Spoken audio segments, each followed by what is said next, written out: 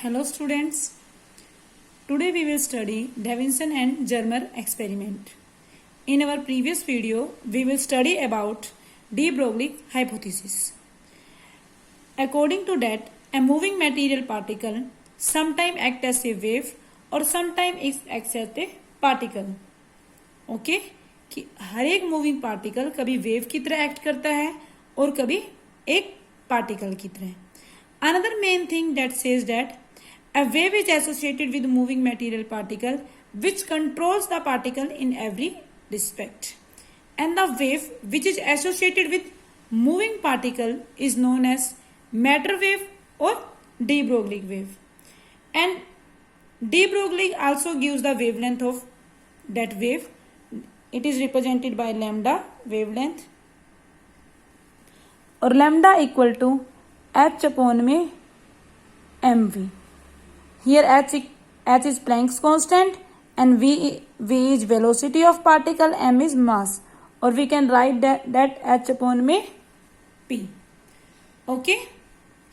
Next main important thing क्या था, इसके लिए डी ब्रोगली को नोबेल प्राइज ही मिला था, बट वो सिर्फ इसको क्या इसकी स्टेटमेंट दे पाए, इसको प्रूफ नहीं कर पाया. अभी तक हमारे पास क्या था, कोई भी एक्सपेरिमेंटल प्रूफ नहीं था इस चीज का. तो दो साइंटिस्ट आए, डेविसन एंड जर्मर. उन्होंने क्या किया, इसको एक्सपेरिमेंटली डेमोस्ट्रेट किया. उन्होंने इस चीज को एक्सपेरिमेंटली प्रूफ करके दिखाया कि यस इट इज पॉसिबल. किया क्या है, पॉसिबल है. हाँ, लेकिन उन्होंने भी स्मॉल पार्टिकल्स के केस में किया. जैसे कि मैंने आपको एग्जांपल दिया था कि लार्ज पार्टिकल जैसे हम ही हो गए, हमारे केस में पॉसिबल नहीं है इतनी स्मॉल वेवलेंथ को मेजर करना. अभी तक हम इतना ही कर पाए हैं कि अभी तक हम जैसे डी ब्रोगली वेवलेंथ इलेक्ट्रॉन की, प्रोटॉन की हो गई, आपके पास अल्फा पार्टिकल की, और किसकी होगी, आयोडीन की होगी, एटम्स की होगी. ऐसा नहीं कि हमें हमारी भी निकालने. वैसे तो आप कैलकुलेशन करके निकाल सकते हो, बट उसको हम मेजर कैसे करेंगे, एक्सपेरिमेंटली प्रूफ. तो अभी जो हमें किया है, उन्होंने भी स्मॉल पार्टिकल्स के लिए किया. तो स्टूडेंट्स, इन्होंने 1927 में दोनों साइंटिस्ट ने वेव नेचर दिया किसका, of slow moving electrons. Slow moving electrons का वेव नेचर प्रूफ किया. इलेक्ट्रॉन पार्टिकल तो है ही, पार्टिकल नेचर तो आपको पता है, शो ही कर रहे हैं. तो इन्होंने क्या दिया, वेव नेचर का शो किया फॉर स्लो मूविंग इलेक्ट्रॉन. तो स्टूडेंट्स, इसके लिए हमने सबसे पहले क्या किया कि एक फिलामेंट लिया. I think this is a filament. थोड़ा मैं यहां बना देती हूं. क्या लिया हमने, एक फिलामेंट लिया. लाइक कि ये हमारे पास क्या है बेटा, एक फिलामेंट मान लिया मैंने कि ये हमने इस तरह का कोई भी एक फिलामेंट ले लिया. जो किससे बना हुआ है आपका फिलामेंट, टंगस्टन से बना हुआ है. आपने देखा होगा जैसे बल्ब के अंदर एक इस तरह से कोई फिलामेंट वायर जैसी लगी होती है. तो ये जो हमने फिलामेंट लिया है किससे बना हुआ है, आपका टंगस्टन से बना हुआ है. और इस फिलामेंट को मैंने क्या कर दिया, कोटेड कर दिया. किसकी कोटिंग की, उसके ऊपर बेरियम ऑक्साइड की. ये फिलामेंट किसका है, टंगस्टन का, टंगस्टन फिलामेंट. इसके ऊपर मैंने बेरियम ऑक्साइड की कोटिंग की. तो कोटिंग को मैंने इस तरह से दिखा दिया, बेरियम ऑक्साइड की. तो स्टूडेंट, इसको मैंने क्या किया, जो हमारा फिलामेंट है इसको मैंने लो टेंशन बैटरी से कनेक्ट कर दिया. तो अब मैं क्या करूंगी, ये हमारा फिलामेंट था, इसको मैंने मान लिया यहाँ पे एक लो टेंशन बैटरी लगा दी. ये इस तरह से कोई बैटरी लगा दी, ये नेगेटिव ये पॉजिटिव. तो लो टेंशन बैटरी से मैंने इसको क्या किया, कनेक्ट किया. अब लो टेंशन बैटरी से मैंने इसको कनेक्ट किया तो क्या होगा, जब हम करंट पास करेंगे, जब करंट पास करेंगे तो हीट हो जाएगा. और हीट होने की वजह से, तो यहां से हीट होने की वजह से क्या होंगे, इलेक्ट्रॉन एमिट होंगे. एक्चुअली मैंने कोटिंग क्यों की है कि बेरियम ऑक्साइड का जो वर्क फंक्शन होता है वो बहुत ही कम होता है. तो जैसे मैंने लो टेंशन बैटरी से कनेक्ट किया और यहां से क्या होगा, फिलामेंट हीट होगा. और हीट होने से क्या होगा, जो बेरियम ऑक्साइड की कोटिंग एक्चुअली में क्या है, ये मान लो कोई टंगस्टन है, इसी के ऊपर मैंने कोटिंग की. ये यहाँ पे अलग दिख रहा है कि इसी के ऊपर जैसे मैंने कोटिंग कर दी. तो जब ये हीट होगा तो इसके अंदर से क्या होंगे, इलेक्ट्रॉन्स एमिट होंगे. तो क्या हो गया, थर्मोनिक एमिशन. मीन्स यहाँ पे क्या हुआ, थर्मोनिक एमिशन हुआ. उसके बाद स्टूडेंट्स हमने क्या किया, यहाँ पर जब ये फास्ट इलेक्ट्रॉन्स आ रहे हैं इसके अंदर से एमिट होके, हमने इसके बाद एक यहाँ पे सिलेंडर लगा दिया विद फाइन होल। इस तरह से मान लो एक सिलेंडर बना दिया मैंने विद फाइन होल, और इस सिलेंडर को मैंने क्या किया, एक हाई टेंशन बैटरी से कनेक्ट कर दिया। मान लो ये हमारा क्या है, सिलेंडर है, तो मैंने इसको हाई टेंशन बैटरी से जब सिलेंडर को कनेक्ट किया तो मान लो यहां से इलेक्ट्रॉन आए। अब ये क्या है, स्लो मूविंग इलेक्ट्रॉन है। अब ये हाई टेंशन बैटरी जो पॉजिटिव उससे कनेक्ट है, तो ये क्या है, पॉजिटिव है, और इलेक्ट्रॉन क्या है आपके, नेगेटिव है। तो इलेक्ट्रॉन क्या होंगे, इसकी तरफ अट्रैक्ट होंगे। तो अट्रैक्ट हो गए इलेक्ट्रॉन, क्या करेंगे, फास्टली मूव होंगे और यहाँ पे आ जाएंगे इलेक्ट्रॉन इस वे से। अब यहाँ पे क्या है, फाइन होल है, तो फाइन होल है तो इलेक्ट्रॉन उसके अंदर से निकलेंगे एट ए बीम, और we can say that collimated beam. तो इस तरह से निकलेंगे इलेक्ट्रॉन ऐसे फॉर्म ऑफ फाइन बीम। तो इलेक्ट्रॉन क्या होंगे, जब यहाँ पे स्लोली थे, जब ये हाई टेंशन की हमने वोल्टेज दे दी, तो क्या होना स्टार्ट होगी, इलेक्ट्रॉन एक्सेलरेट हो जाएंगे और एक फाइन बीम के फॉर्म में बाहर निकलेंगे। उसके बाद हमने क्या किया, यहाँ पे निकिल का क्रिस्टल लगा दिया है। क्या लगा दिया हमने, निकल क्रिस्टल।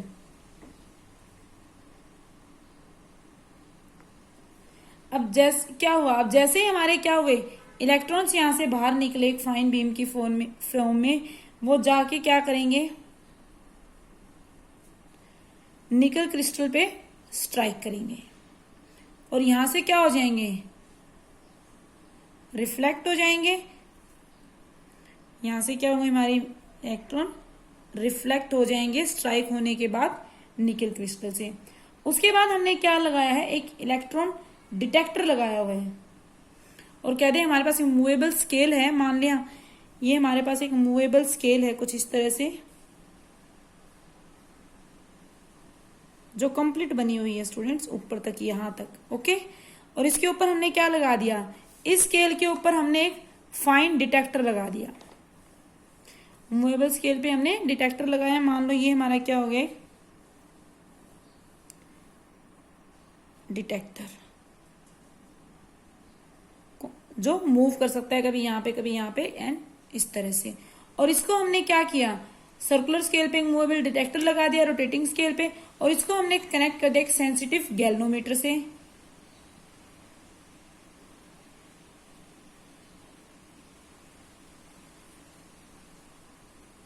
गैल्वेनोमीटर से जो क्या करेगा, रिकॉर्ड करेगा करंट की रीडिंग।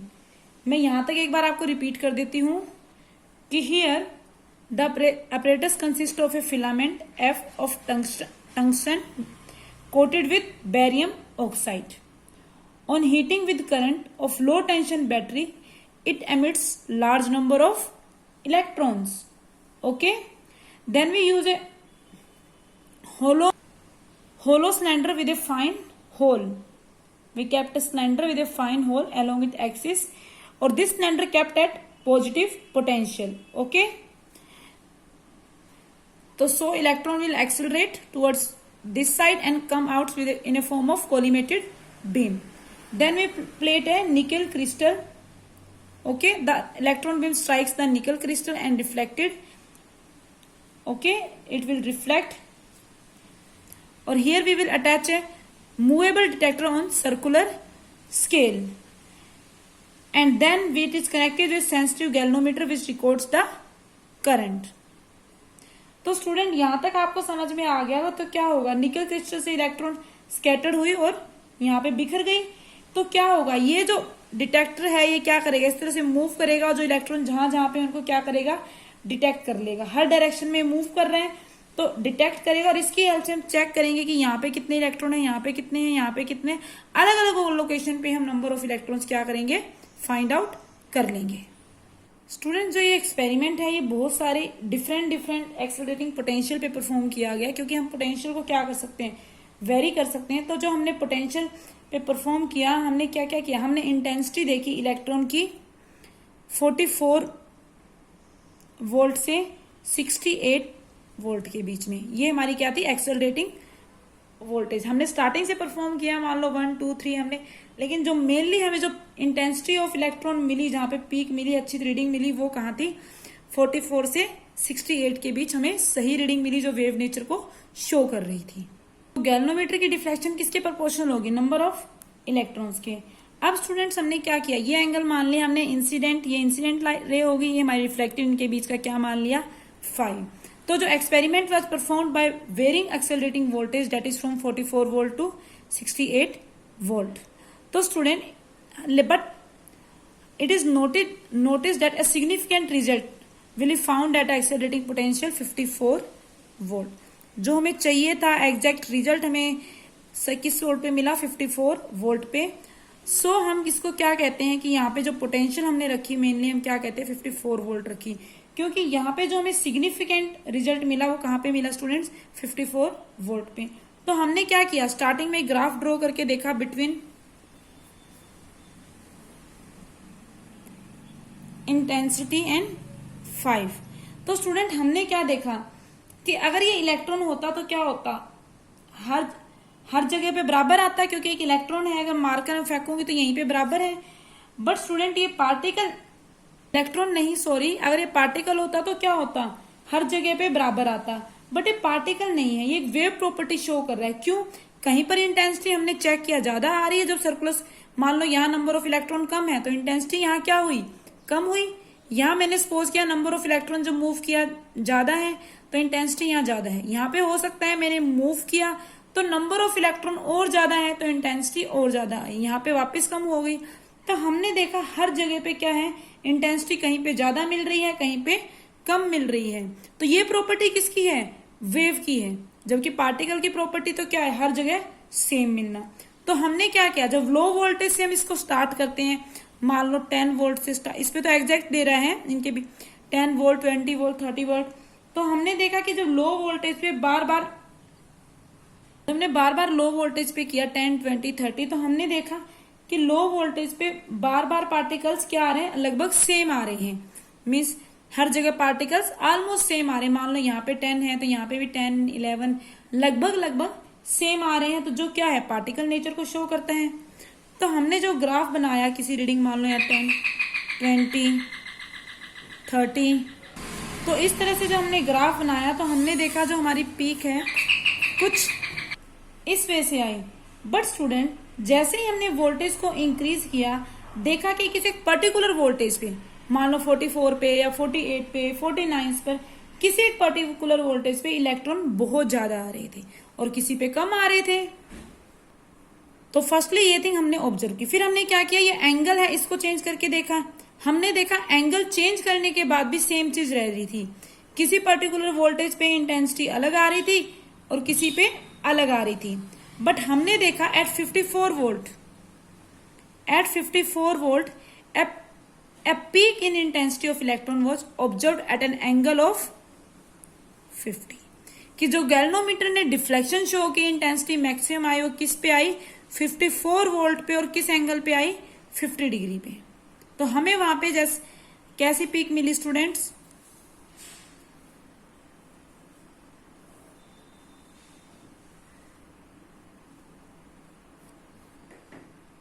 ये इंटेंसिटी इलेक्ट्रॉन की, ये 5। तो हमने क्या देखा, यहाँ पे हमें बेस्ट रिजल्ट मिला और हमने क्या माना है एंगल कितना है, कितने पे मिला? 50 पे। ये हो सकता है आपका कुछ भी हो, 30 हो, ये 10 हो, ये 80 हो, ये 90, कुछ ही मान लो। बट हमें जो मैक्सिमम इंटेंसिटी मिली यहाँ पे वो कितने पे मिली? 550 पे। तो हमने ये चीज ऑब्जर्व की। चलो एक चीज करते हैं, हम एक मानते हैं अब बहुत सारे इलेक्ट्रॉन थे तो एक साथ क्या आएंगे, यहाँ पे एक साथ में ज्यादा इलेक्ट्रॉन निकले थे तो ज्यादा ही आएंगे रिफ्लेक्ट होके। तो हमें आराम से देख लिया। लेकिन डिफिकल्टी हम एक पार्टिकल मान लेते हैं, मीन्स एक इलेक्ट्रॉन एक बार में मान लेते हैं कि हमने ऐसा कुछ किया कि एक बार में एक ही इलेक्ट्रॉन आया। तब भी हमने देखा जो डिफ्लेक्शन शो हुआ 50 डिग्री पर सबसे ज्यादा था। जो गैल्वेनोमीटर 50 डिग्री पर क्या था? सबसे ज्यादा था। तो हमने क्या देखा कि हम इसको जब मूव कर रहे हैं मान लो 50 डिग्री से यहाँ पे, तब भी वो क्या कर रहा है? हमारा गैल्वेनोमीटर डिफ्लेक्शन शो कर रहे हैं। बट हमने एक ही पार्टिकल दिया, एक ही इलेक्ट्रॉन हमने यहाँ पे दिया था, तो एक ही आना चाहिए था। मीन्स हमें तो एक ही मिलना चाहिए। हो सकता है वो यहाँ पे आ गया हो तो यहाँ पे डिफ्लेक्शन शो करना चाहिए था, यहाँ पे तो नहीं करना चाहिए था। बट यहाँ पे भी कर रहा है, यहाँ पे भी, हर जगह।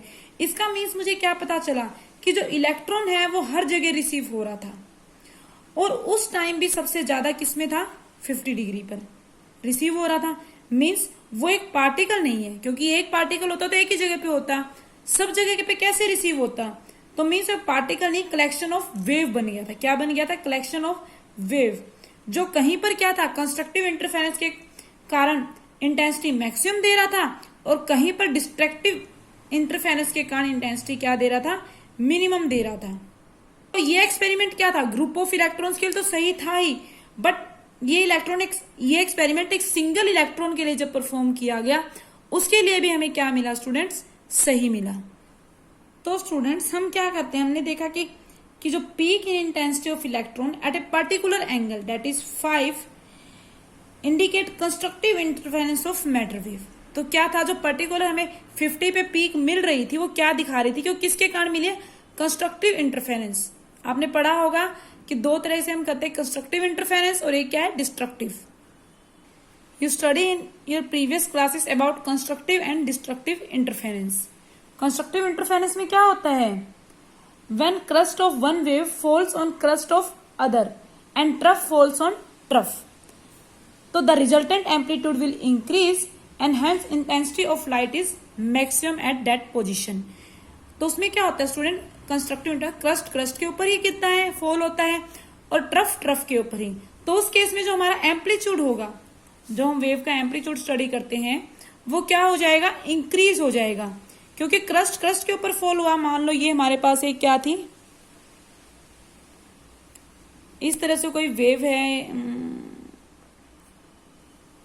इसको मैंने नाम दे दिया, एक दूसरी वेव है ये हमने माना क्या है, y1 y2। अब जो क्रस्ट के ऊपर क्रस्ट फॉल होगा, ट्रफ के ऊपर ट्रफ फॉल होगा, तो हमारा जो रिजल्टेंट एम्पलीट्यूड होगा वो क्या हो जाएगा, इंक्रीज हो जाएगा। ये मान लिया y क्या है, रिजल्टेंट। तो रिजल्टेंट एम्पलीट्यूड स्टूडेंट इस केस में क्या होगा, इंक्रीज होगा, और रिजल्टेंट एम्पलीट्यूड जब इंक्रीज होगा तो इंटेंसिटी ऑफ लाइट वहां पे क्या मिलेगी, मैक्सिमम मिलती है। तो इस केस में हम देखते हैं, आगे पढ़ोगे आप ऑप्टिक्स में, कि हमें ब्राइट फ्रिंजेस मिलते हैं, मीन्स वहां पे रोशनी मिलती है, ब्राइट मिलते हैं।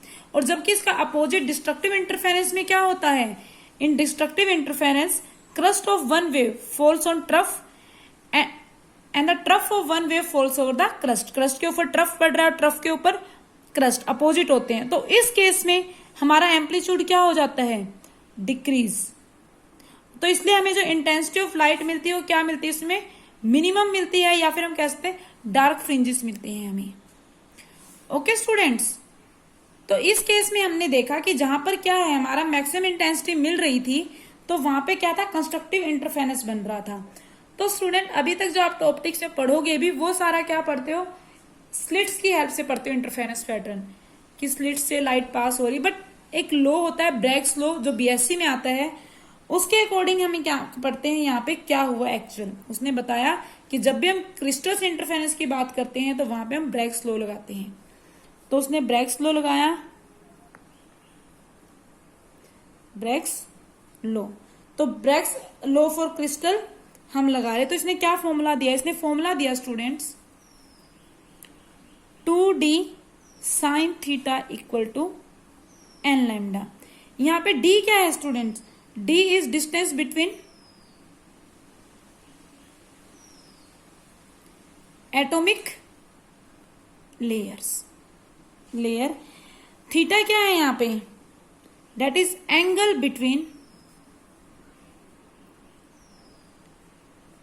Incident wave and atomic layer. Okay, और लैम्डा क्या होगी, वेवलेंथ, और n क्या है, ऑर्डर ऑफ मैक्सिमा।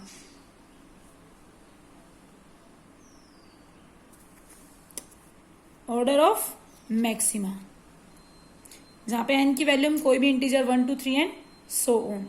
तो ब्रैग्स लॉ कहता है कि मान लिया जो निकिल क्रिस्टल था उसमें कुछ एटॉमिक लेयर होंगी, जैसे ये क्या हुई, कुछ एटम्स की लेयर है।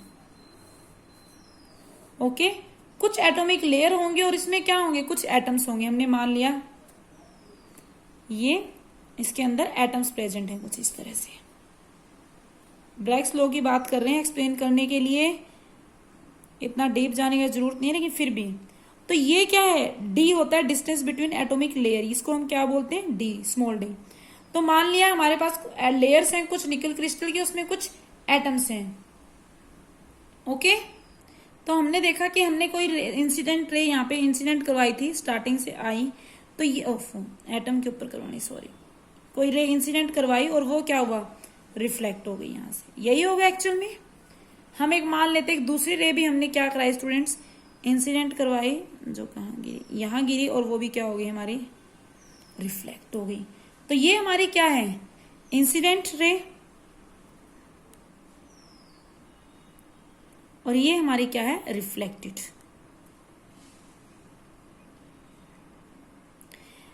तो इनके बीच एंगल कितना होगा, ये अगर हम नॉर्मल मान ले, वैसे हमने पीछे देखा था कि कितना लिया था हमने, angle between incident and reflected is 5। तो अगर नॉर्मल 2 पार्ट्स में डिवाइड कर रही तो ये क्या होगा 5/2, और ये भी क्या है 5/2। या फिर आपने पढ़ा भी हुआ है angle of incidence equal to angle of से रिफ्लेक्टेड। तो ये दोनों एंगल क्या हो जाएंगे, सेम हो जाएंगे, ओके स्टूडेंट्स। तो हमने क्या देखा, जो भी वेव थी यहां से सिंगल इलेक्ट्रॉन था या ग्रुप था, वो आया और रिफ्लेक्ट होके बाहर चला गया। तो स्टूडेंट्स एक चीज देखो आप, अब दोनों वेव्स की अगर मैं बात करूं कि किसने, आप देखते हो इंटरफेरेंस पैटर्न किस लिए क्यों बनता है, पाथ डिफरेंस के कारण, कि दो जो रेस हैं उनके पाथ में क्या होता है, डिफरेंस होता है, किसी ने कम डिस्टेंस ट्रेवल किया होता है, किसी ने ज्यादा, तो पाथ डिफरेंस की वजह से होता है। तो यहाँ पे अगर मैं बात करूं, आप देखो इसने ये ट्रेवल किया, जबकि इसने इस टाइम हो सकता है यही थी, तो ये यही थी इस टाइम, तो इसने क्या किया, इतना पार्ट ज्यादा ट्रेवल किया। इसी तरह से रिफ्लेक्टेड केस में भी क्या किया, ये, तो इसने मतलब टोटल इतना पाथ क्या किया स्टूडेंट्स, ज्यादा ट्रेवल किया, जिसको मैंने नाम दे दिया, यहाँ पे नाम दे दिया मैंने A, this is B and this is C. और मैंने माना कि ये एंगल मेरा क्या है, थीटा, क्योंकि थीटा क्या था, angle between incident wave and atomic layer. तो ये एटॉमिक लेयर है, ये इंसिडेंट वेव के बीच एंगल कितना है, थीटा। इसी तरह से ये भी क्या हो जाएगा स्टूडेंट्स, थीटा। तो ये थीटा हुआ, इंटरफेरेंस पाथ डिफरेंस की वजह से होता है ना ये दोनों एंगल। तो पाथ डिफरेंस क्या है, जो एक्स्ट्रा पाथ जो वेव है वो ट्रेवल कर रही है, तो एक्स्ट्रा पाथ दोनों में, इसका देखो और इसका देखो, यही एक्स्ट्रा पाथ ट्रेवल किया इसने, बाकी तो सब सेम है।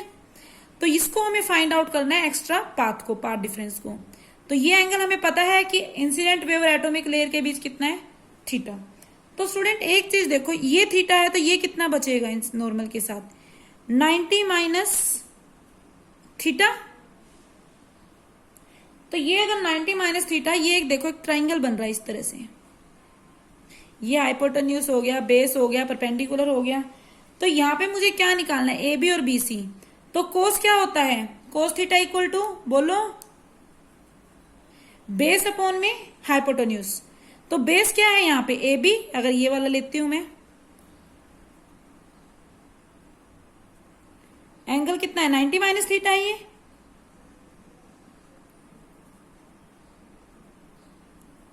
अपॉन में परपेंडिकुलर। तो हमारे पास क्या आ जाएगा,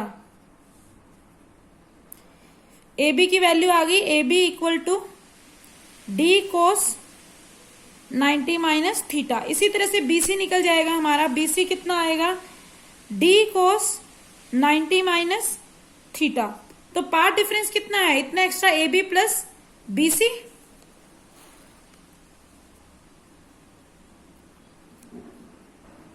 तो पार्ट डिफरेंस कितना हो जाएगा students, A B plus B C.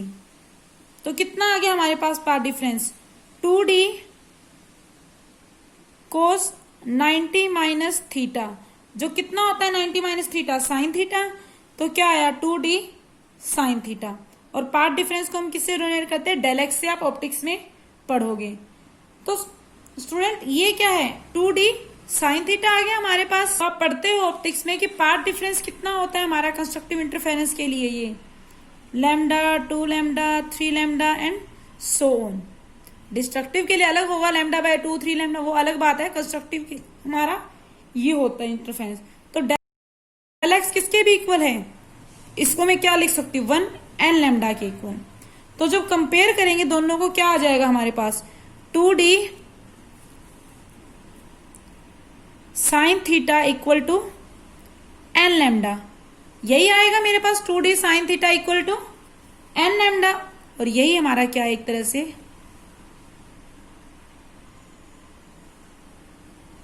Bragg's law है। ये आपको पेपर में करने की जरूरत नहीं है इतना, लेकिन पता होना चाहिए थोड़ा बहुत, इसलिए मैंने बताया है। तो हमारे पास निकल क्रिस्टल के लिए डी दिया हुआ है जैसे बुक में कि कितना हमारे पास डिस्टेंस है एटॉमिक लेयर्स के बीच में, जो कितना है 0.91 एंगस्ट्रॉम। तो students theta plus 5/2 equal to क्या हो जाएगा यहाँ 90। और कंस्ट्रक्टिव इंटरफेरेंस ये हमने देखा था फाई किस पे बढ़िया सबसे दिखा रहा था एंगल, किस पे सबसे ज्यादा इंटेंसिटी 50 डिग्री पे। तो 50 का हाफ क्या हो जाएगा 25। तो theta plus 25 degree equal to 90। तो थीटा हमारे पास कितना आ गया 65 डिग्री। ये चीज याद रखना स्टूडेंट्स हमेशा कि फाई तो क्या है angle between incident and reflected, जबकि हमारे पास थीटा क्या है यहाँ पे angle between incident wave and atomic layer. जो एटॉमिक लेयर है उसके बीच में और इंसिडेंट जो रे है उनके बीच का एंगल है। तो थीटा हमारा निकल गया 65, डी हमें पता है, फॉर्मूले में पुट कर दे। क्या था ब्रैग्स लॉ का formula 2d sine theta equal to N lambda. तो फर्स्ट ऑर्डर मैक्सिमा के लिए क्या लिखेंगे एन, फर्स्ट सेकंड के लिए ऐसे ही। तो एन क्या हो जाएगा फर्स्ट ऑर्डर मैक्सिमा के लिए 1। तो वैल्यू पुटअप करेंगे सबकी, जैसे 2 डी की कितनी है 0.091 एंगस्ट्रॉम, थीटा कितना है 65 इक्वल टू 1 इंटू लैम्डा।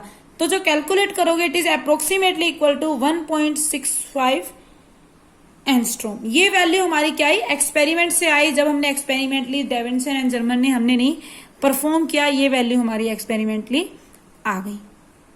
अभी स्टूडेंट्स अगर इसी को हमारे डी ब्रोगली हाइपोथेसिस लगा के देखें तो डी ब्रोगली हाइपोथेसिस में क्या था, इलेक्ट्रॉन के केस में हमने एक फॉर्मूला निकाला था, क्या आता है 12.27 अपॉन में under root V potential angstrom में था जो कि, तो यहां पे हम वोल्टेज कितनी 54 वोल्ट अगर ये रख दें 12.27 अपॉन में अंडर रूट कितनी है 54, तो हमारे पास जो लैम्डा आएगा अप्रोक्सीमेटली कितना आएगा 1.66 एंगस्ट्रॉम आएगा।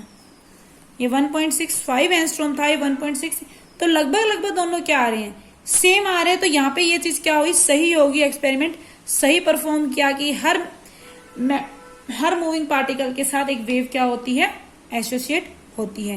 अनदर इंपॉर्टेंट थिंग स्टूडेंट आपको जो समझ में आ गई होगी कि सिंगल इलेक्ट्रॉन तो एक जगह पर होना चाहिए, बट वो एक साथ कई जगह पर हमें प्रेजेंट मिल रहा था, मतलब इंटेंसिटी में हर जगह दिख रही थी, कहीं पे कम कहीं पे ज्यादा। तो ये किसकी प्रॉपर्टी है वेव की है, पार्टिकल की नहीं है। पार्टिकल जैसे मेरे हाथ में पेन है तो ये हर जगह पे नहीं हो सकता, पेन एक पर्टिकुलर जगह पे ही होगा, जबकि वेव की प्रॉपर्टी क्या हो हर जगह पे हो सकती है। जैसे लाइट है, लाइट पूरे रूम में आ रही है, लाइट रूम में हर जगह पे है, चाहे कंस्ट्रक्टिव डिस्ट्रक्टिव वो अलग बात है, लाइट हर जगह, लेकिन मार्कर जो पार्टिकल की प्रॉपर्टी है वो क्या है एक ही जगह पे होगा। बट इलेक्ट्रॉन ने यहाँ पे क्या हुआ जो इंटेंसिटी एक जगह पे शो करनी चाहिए सभी जगह पे शो कर रहा है, तो वो क्या थी वेव प्रॉपर्टी। तो students Davisson and German experiment ने स्लो मूविंग इलेक्ट्रॉन के लिए क्या किया एक्सपेरिमेंटली डी ब्रोगली हाइपोथेसिस को प्रूव करके दिखाया। स्टूडेंट एक और साइंटिस्ट थे जीपी थॉमसन। जीपी थॉमसन ने भी यही एक्सपेरिमेंट या कह ले वेव नेचर ही शो किया था फास्ट मूविंग इलेक्ट्रॉन का। किसने किया था जीपी थॉमसन ने।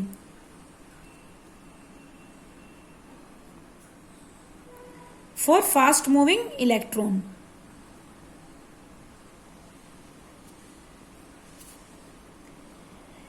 यह बीएससी में आएगा आपके सिलेबस में। तो स्टूडेंट हमने क्या देखा, इन दोनों ने प्रूफ किया, इसके लिए एंगल डी ब्रैग्स लॉ लगाया, बट ये चीज हमारी क्या होगी प्रूफ होगी। अभी तक हम इतने बड़े के छोटे छोटे पार्टिकल्स पे हम इसको लगा के क्या कर रहे हैं परफॉर्म कर रहे हैं। ओके स्टूडेंट्स कल हम हमारे न्यूमेरिकल करेंगे। यहाँ पे आपकी यूनिट कंप्लीट हो गई है, बहुत ही छोटी यूनिट है और ध्यान से पढ़ना। इसमें कुछ टर्म्स जैसे आपको वेव नेचर पार्टिकल नेचर में प्रॉब्लम हो रही होगी वैसे होनी नहीं चाहिए, बट है तो आप अपनी डाउट्स क्वेरी थर्सडे को जो हमारी लाइव क्लास है उसमें पूछ सकते हैं। ओके, और मार्क्स स्कोरिंग है, ये बहुत ही इजी क्वेश्चंस आते हैं इसमें से, तो प्लीज आप इस यूनिट को ध्यान से करिए।